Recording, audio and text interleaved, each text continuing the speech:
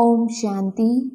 29 अगस्त 2022 के महावाक्य हैं, मीठे बच्चे, तुम्हें अपनी दैवी मीठी चलन से बाप का शो करना है। सबको बाप का परिचय दे वर्षे का अधिकारी बनाना है। प्रश्न, जो बच्चे देही अभिमानी हैं उनकी निशानियां क्या होंगी? उत्तर, वह बहुत बहुत मीठे लवली होंगे। वह श्रीमत पर एक्यूरेट चलेंगे। वह कभी किसी काम के लिए बहाना नहीं बनाएंगे। सदा हाँ जी करेंगे, कभी ना नहीं करेंगे। जबकि देह अभिमानी समझते यह काम करने से मेरी इज्जत चली जाएगी। देही अभिमानी सदा बाप के फरमान पर चलेंगे, बाप का पूरा रिगार्ड रखेंगे, कभी क्रोध में आकर बाप की अवज्ञा नहीं करेंगे। उनका अपनी देह से लगाव नहीं होगा। शिव बाबा की याद से अपना खाना आबाद करेंगे, बर्बाद नहीं होने देंगे। गीत भोलेनाथ से निराला। ओम शांति। इतनी सारी बड़ी दुनिया है, इसमें भारत खास और यूरोप आम कहें, क्योंकि भारत तो प्राचीन ही है। यह तो समझते हैं असूल भारत ही था। सब धर्म वाले यह तो जानते ही हैं कि हम एक दो के पिछाड़ी आए हैं, हमारे आगे भारत ही था। यह तो समझ की बात है ना।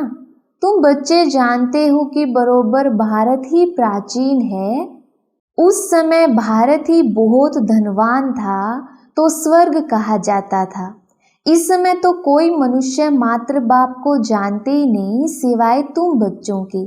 सो भी नंबरवार पुरुषार्थ अनुसार है, तो हर एक खुद समझ सकते हैं कि बेहद के बाप को नहीं जानते। पुकारते हैं, भक्ति करते हैं, परंतु बाप की बायोग्राफी किसको पता नहीं है। गाया भी जाता है कि फादर शोज सन, सन शोज फादर। अब तुम बच्चों को ही बाप का शो करना है। फादर तो अपना शो नहीं कर सकता, फादर तो बाहर नहीं जाएगा। तुम बच्चों को ही बाप का परिचय देना है। यह भी समझते हैं कि बेहद का बाप स्वर्ग का रचयिता है। उनको अगर जानते तो आश्चर्य लगता है, हम भगवान के बच्चे दुख में, आयरन एज में क्यों? यह प्रश्न भी तुमको पूछना है। पहला प्रश्न पूछना है, तुम्हारा परमपिता परमात्मा से क्या संबंध है? पूछने वाले को तो जरूर मालूम है, और कोई भी पूछता नहीं क्योंकि मालूम नहीं है। तुम कोई से भी पूछ सकते हो, ये तो कॉमन रीति से सब कह देते हैं ईश्वर सर्वव्यापी है, परंतु सर्वव्यापी का तो कोई अर्थ ही नहीं। दुख हरता सुख करता कहते हैं ना। दुख मिटाने वाला, सुख देने वाला तो एक चाहिए ना। तुम थोड़ा भी टच करेंगे तो समझेंगे बरोबर सतयुग में सुख ही सुख था, अभी तो दुख ही दुख है, तो जरूर सबके दुखों को बाप ने मिटाया होगा। ये तो अति सहज बात है। तुम्हारी समझ में आता है हम पारलौकिक माता पिता के बने हैं। यह ज्ञान की बातें अभी यहाँ चलती हैं, सतयुग में ये बातें नहीं चलती हैं। वहाँ तो ना ज्ञान है ना अज्ञान है। ज्ञान देने वाला कोई है नहीं, ज्ञान से तो प्रारब्ध पाली। तुम अभी ज्ञान से प्रारब्ध पा रहे हो, नंबरवार पुरुषार्थ अनुसार। देही अभिमानी बनना बड़ी मेहनत की बात है। शिव बाबा की सर्विस में जो तत्पर रहेंगे वही देही अभिमानी बन सकते हैं। देह अभिमान में आ जाने से फिर उनसे वह खुशबू निकल जाती है। उनकी चलन से ही सारा मालूम पड़ जाता है कि यह देह अभिमानी है। देही अभिमानी बहुत मीठे लवली होते हैं। हम एक बाप के बच्चे ब्रदर्स हैं, आपस में भाई बहन भी हैं, दोनों ही श्रीमत पर चलते हैं। ऐसे नहीं कि एक श्रीमत पर चले दूसरा बहाना बनाकर बैठ जाए। श्रीमत पर ना चलने वाले को बाप कभी अपना बच्चा कह नहीं सकते। बाहर से भल बच्चे बच्चे कहते हैं, परंतु अंदर में समझते हैं कि ये नाफरमान बरदार है, ये क्या पद पाएंगे।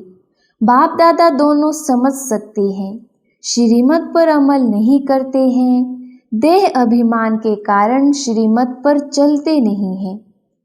देही अभिमानी बड़े मीठे होंगे, यह आसुरी दुनिया कितनी कड़वी है।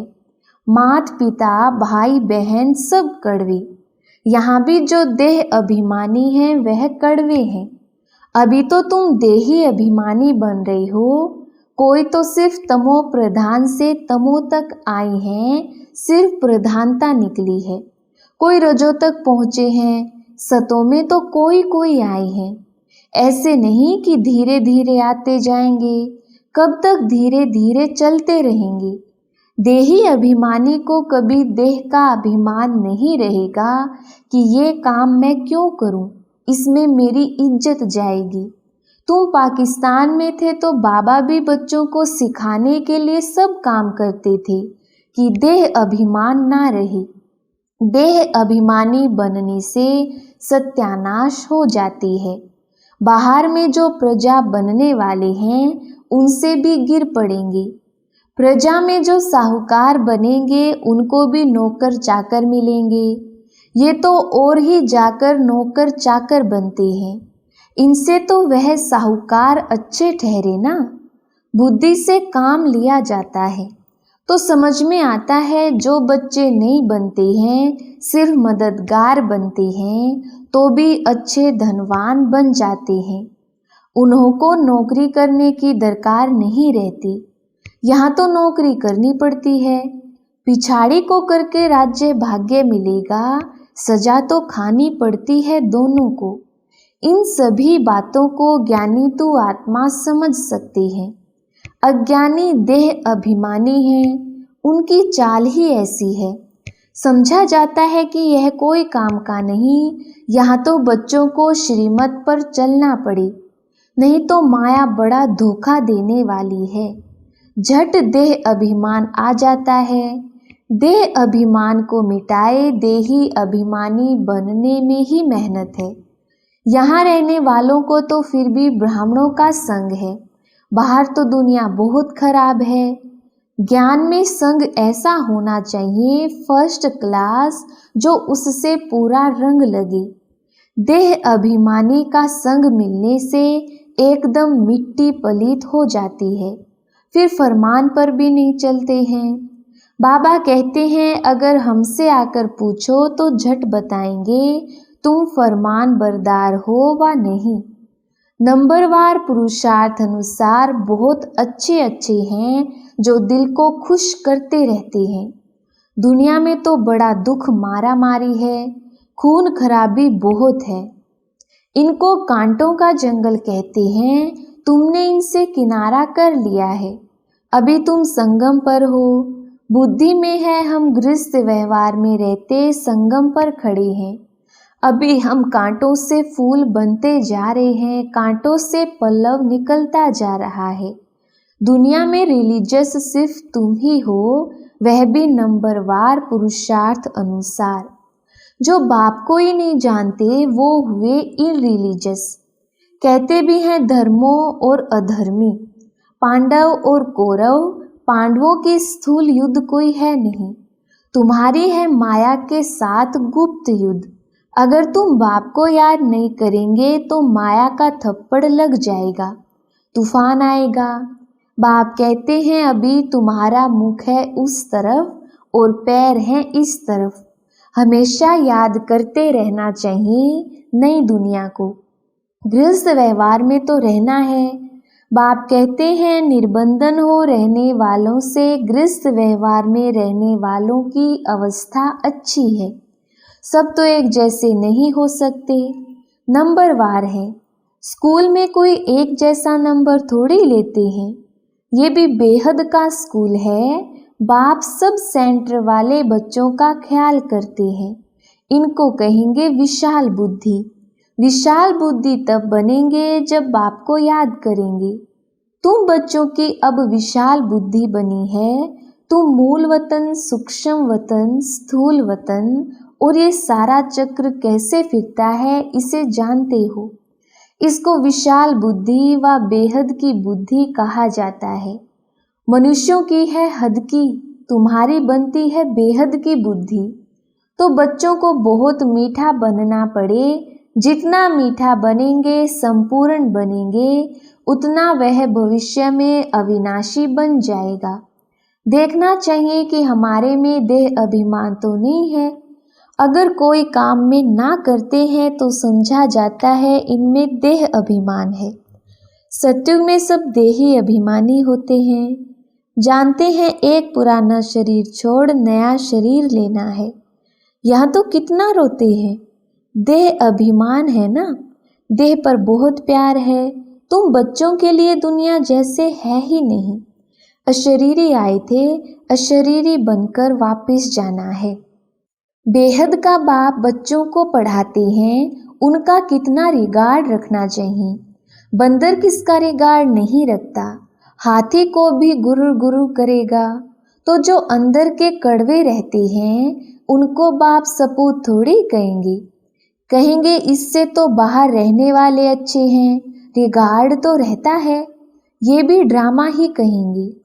आज अच्छा चल रहा है, कल माया का तूफान लग जाता है। समझते नहीं कि हम कोई तूफान में हैं। बड़े बड़े को भी तूफान तो लगते हैं ना, फिर भी ड्रामा कहा जाता। हम शिव बाबा से वर्षा लेते हैं, ये भूलने से खाना बर्बाद हो जाएगा। खाना आबाद होगा शिव बाबा के भंडारे से। इनको भूला तो झोली खाली हो जाएगी। प्रजा में भी साधारण पद पाएंगे, सजा तो बहुत खाएंगे। खुद छोड़ने से फिर औरों को भी संशय बुद्धि बनाते हैं। बाबा को तो तरस पड़ता है, परंतु माया का वार सहन नहीं कर सकते हैं। उस्ताद सिखलाते तो बहुत हैं, अचल अडोल रहना है। नहीं रहते हैं तो बाबा समझते हैं अर्जुन सिल्वर एज तक भी नहीं पहुँचे हैं। वंडर लगता है, ज्ञान पूरा ना होने कारण, शिव बाबा से योग ना होने कारण गिर पड़ते हैं। तूफान तो क्या क्या लगते हैं, चढ़ना और गिरना ये तो होता ही है। गिर गया तो फिर उठ खड़ा होना चाहिए ना। हमारा काम शिव बाबा से है, कुछ भी है हमको वर्षा शिव बाबा से लेना है। मम्मा बाबा भी उनसे ही लेते हैं, उनको ही याद करना है, उनकी मुरली सुननी है, नहीं तो कहाँ जाएंगे। हट्टी तो एक ही है ना, यहाँ आए बिगर मुक्ति जीवन मुक्ति मिल ना सके। बाप के सामने तो आना है ना। हाँ, कोई बांधेली है बाबा की याद में मर पड़ती है तो वह भी अच्छा पद पा लेती है। यहाँ जो देह अभिमान में आकर अवज्ञा कर लेते हैं उससे उसका पद अच्छा है, क्योंकि बाबा की याद में मरी ना। अच्छा सौभाग्य है ना। इस ज्ञान मार्ग में कोई और तकलीफ नहीं है, बड़ा सहज है। यहाँ देही अभिमानी बहुत बनना है, बहुत देह अभिमान में रहते हैं। बाबा तो और कुछ कहते नहीं, सिर्फ दिल से अंदर तरस पड़ता है। शिव बाबा के भंडारे से शरीर निर्वाह करते हैं, यज्ञ की संभाल कुछ नहीं करते हैं तो पद क्या पाएंगे। इस यज्ञ की तो बहुत संभाल करनी है। जहाँ भी सेंटर्स स्थापन होते हैं वह शिव बाबा का ही यज्ञ है। इस यज्ञ रचने के लिए सिर्फ 3 पैर पृथ्वी चाहिए, बस। कोई बूढ़े हैं, खुद समझ जाते हैं, कोई खुद समझा नहीं सकते हैं। अच्छा, फिर कोई बहने व भाई को बुलाओ, एक छोटा कमरा बना दो और बोर्ड लगा दो, बड़ा पुण्य का काम है। अभी कलयुग है, विनाश सामने खड़ा है। बाप से जरूर स्वर्ग का वर्षा लेना है। स्वर्ग का वर्षा मिलता ही है संगम पर, जबकि पुरानी दुनिया खत्म होती है, नई दुनिया स्थापन होती है। संगम पर वर्षा मिलता है जो फिर भविष्य के लिए अविनाशी हो जाता है। तुम बहुत समझा सकते हो। सिर्फ 3 पैर पृथ्वी चाहिए, बस। 1-2 को उठाया तो भी अहो सौभाग्य। तुम एक ही मंत्र देते हो, मन मना भव। सिर्फ कहते हो बाप को याद करो तो अंतमति सोगति हो जाएगी। बाप स्वर्ग का खजाना देते हैं, सुना, बस बुद्धि में बैठा, स्वर्ग में आने लायक बन गया, जगह देने वाले को हक मिल जाता है। बाबा इतना सहज करके बताते हैं, कोई को सुखधाम का रास्ता बताओ, प्रजा बनी वह भी अच्छा, नंबरवार बनते जाएंगे, 3 पैर पृथ्वी का मशहूर है, इससे तुम विश्व के मालिक बनते हो। प्रजा भी कहेगी ना, हम विश्व के मालिक हैं। ये मकान भी 3 पैर पृथ्वी है ना, शुरू भी 3 पैर पृथ्वी से हुआ। एक कोठी थी, फिर धीरे धीरे बड़ा बनता गया। ऐसे बहुत आएंगे जिनको बाबा कहेंगे तुम ऐसे पैसे क्या करेंगे। तुमको बहुत अच्छी राय देते हैं कि 3 पैर पृथ्वी की ले लो, 10-15 हॉस्पिटल कॉलेज खोलो, अपने गांव में मकान किराए पर ले लो। ये तो सब खत्म हो ही जाएगा। इससे तो इस खर्चे में 10-15 सेंटर खोलो तो बहुतों का कल्याण हो जाएगा। तुम बहुत धनवान हो जाएंगे। तुम छोटी सी जगह में यह कॉलेज खोल सकते हो। तुमको सिर्फ रास्ता बताना है, अंधों की लाठी बनना है, जगाना पड़ता है। बाप और वर्षे को याद करो तो बस तुम्हारा बेड़ा पार है। और कोई खर्चे आदि की बात ही नहीं। बेहद के बाप से बेहद का वर्षा लेंगे। समझाना बड़ा सहज है।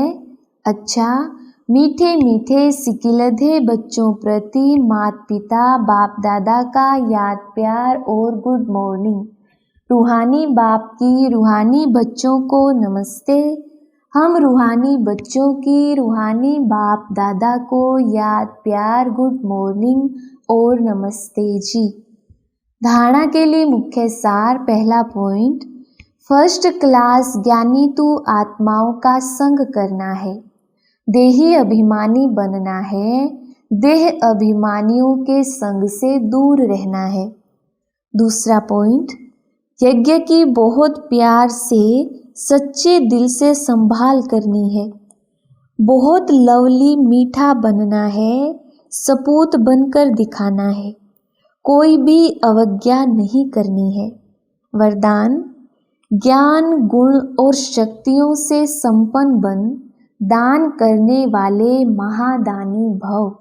विस्तार, सारे दिन में जो भी आत्मा संबंध संपर्क में आए उसे महादानी बन कोई ना कोई शक्ति का, ज्ञान का, गुणों का दान दो। दान शब्द का रूहानी अर्थ है सहयोग देना। आपके पास ज्ञान का खजाना भी है तो शक्तियों और गुणों का खजाना भी है। तीनों में संपन्न बनो, एक में नहीं। कैसी भी आत्मा हो, गाली देने वाली, निंदा करने वाली भी हो, उसे भी अपनी वृत्ति व स्थिति द्वारा गुण दान करो। स्लोगन, जो एक बाप से प्रभावित हैं उन पर किसी आत्मा का प्रभाव पड़ नहीं सकता। अच्छा, ओम शांति।